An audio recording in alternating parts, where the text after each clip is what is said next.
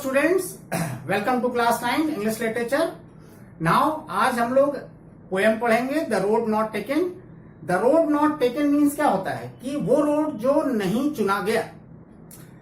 इस पोएम को Robert Frost ने लिखा है जो कि 1916 में ये पब्लिश हुआ था। रॉबर्ट फ्रॉस्ट अमेरिकन पोएट थे। तो चलिए पढ़ते हैं page. This well known poem is about making choices. ये बहुत प्रसिद्ध पोएम चॉइसेस को लेकर है। चॉइसेस मीन्स चुनाव, कुछ भी चुनना, ये चुने वो चुने, तो चॉइसेस को लेकर ये पोएम है। And the choices that shape us, और वो चॉइस जो हमारे जीवन को बना देता है या बिगाड़ देता है। Robert Frost is an American poet. Robert Frost एक अमेरिकन पोएट है हु राइट सिंपली, जो साधारण तरीके से लिखते हैं, बट इनसाइटफुली। इनसाइटफुली मीन्स कि व्यवहारिक लिखना, है ना, कॉमन अंदाज में। अबाउट कॉमन ऑर्डिनरी एक्सपीरियंसेस, यानी सामान्य साधारण तजुर्बों का इस्तेमाल करके ये लिखते हैं। तो ये ऐसा लिखते हैं कि कोई भी व्यक्ति इसको आसानी से समझ जाए। इसमें बहुत ज्यादा टिपिकल या कठिन शब्दों का इस्तेमाल नहीं करते हैं। आइए हम स्टैंजा पे आते हैं कि two roads diverse in a yellow would. देखिए येलो वुड क्या है। येलो वुड, वुड यहां पर जंगल को कहा गया है। वुड माने जंगल भी होता है, वुड माने लकड़ी भी होती है। तो यहां पर वुड का मतलब जंगल, और येलो वुड मतलब होता है कि ऑटम महीने में, पतझड़ के महीने में जब पेड़ पौधों पर पत्तियां पीली हो जाती हैं, तो तब जो जंगल था वो येलो वुड था। तो देखिए यहां पर मैंने डायग्राम भी बनाया है कि एक रास्ते पर पोएट चला जा रहा है और वही एक रास्ता दो रास्तों में बट गया। दो रास्तों में बटकर ये जंगल में चला गया। तो दो रास्ते बट गए। डाइवर्स मीन्स सेपरेट हो जाना इन अ येलो वुड। तो दो रास्ते सेपरेट होकर जंगल में येलो वुड में चले गए। And sorry I could not travel both, और माफ करना कि मैं दोनों पर नहीं चल सकता था। तीसरी लाइन है and be one traveller long I stood.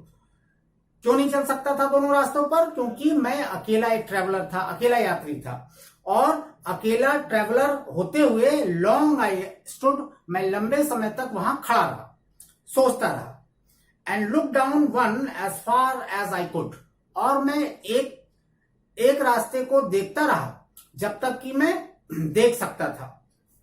To where it bend in the undergrowth, और मैंने देखा कि किधर जाकर मुड़ गया है, किधर चला गया है ये रास्ता। और ये किधर चला गया था? अंडरग्रोथ। अंडरग्रोथ मीन्स जहां पर घनी झाड़ियां होती हैं, पौधे होते हैं, उस तरफ ये रोड चली गई थी। तो पहला वाला रास्ता पोएट ने देखा, उस जहां तक देख सकता था वहां तक देखा, और उसने देखा कि घनी झाड़ियों और पौधों के बीच पहला वाला रास्ता चला गया था। अब स्टैंजा 2 पे आते हैं।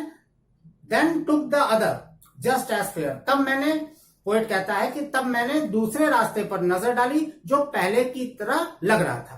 And having perhaps the better claim, बल्कि पहले वाले रास्ते से ज्यादा बढ़िया दूसरा वाला लग रहा था। पहले वाले रास्ते से ज्यादा अधिकार दूसरे पर लग रहा था। Because it was grassy and wanted wear. क्यों? सेकेंड वाला रास्ता ग्रासी था। ग्रासी मतलब घास से भरा हुआ था। And wanted wear, wanted wear means होता है कि उस पर बहुत कम लोग चले थे, है ना, उस पर चलना अभी बाकी था। अब देखिए सेकंड स्टैंजा का सेकंड लास्ट और last line, though as for that the passing there. अब देखिए यहां पर पोएट जो है थोड़ा कंफ्यूज है, हाँ, कि though as for that passing there, थोड़ा सा और वहां से गुजरते हुए पोएट ने ध्यान दिया कि नहीं, हो सकता है कि इस पर पहले भी लोग चले हुए हों, इस पर चल चुके हों। Had warned them really about the same, और इसी तरह से वो घिस गया हो, जैसे कि पहले वाला रास्ता घिसा था, हो सकता है कि इस पर भी बहुत लोग चले हों, ये पोएट सोच रहा है। नाउ थर्ड स्टैंजा पे आते हैं। And both that morning equally ले, और उस सुबह दोनों ही रास्ते एक जैसे तरीके से बिछे हुए थे। किस चीज से बिछे हुए थे? पत्तियों से, है ना, पीली पीली पत्तियां उन दो रास्तों पर गिरी हुई थी, और पीले पत्तों से वो दोनों रास्ते ढके हुए थे। In leaves no step had trodden back, और पत्तियां जो गिरी हुई थी उसको देखकर लगता था कि उस पत्ती के ऊपर कोई नहीं अब तक सुबह से चला था। Oh I kept the first for another day, poet कहता है कि मैंने पहले वाले रास्ते को, फर्स्ट वाले रास्ते को किसी और दिन चलने के लिए छोड़ दिया। Yet knowing how way leads on to way, यह जानते हुए भी कि आगे एक रास्ता बहुत सारे रास्तों के साथ मिल जाता है।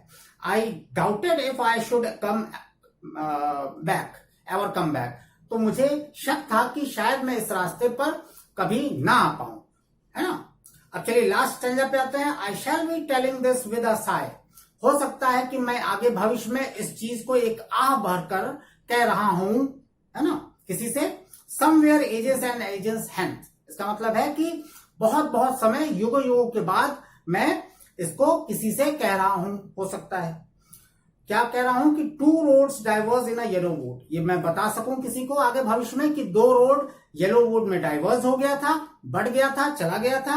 And I took the one less travel by, और मैंने कम चले हुए रास्ते को चुना। And that has made all the differences, और इस चुनाव ने मुझे दूसरों से बिल्कुल अलग कर दिया, यानी डिफरेंसेस मीन्स कि अलग कर दिया।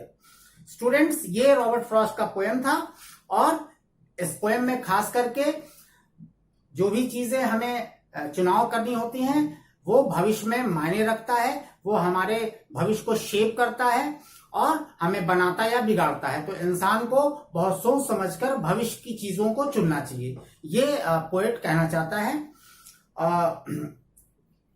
तो स्टूडेंट, ये था पोएम आपका। हम अब मोमेंट के चैप्टर में आपसे नेक्स्ट वीडियो में मिलते हैं। Okay student, thank you.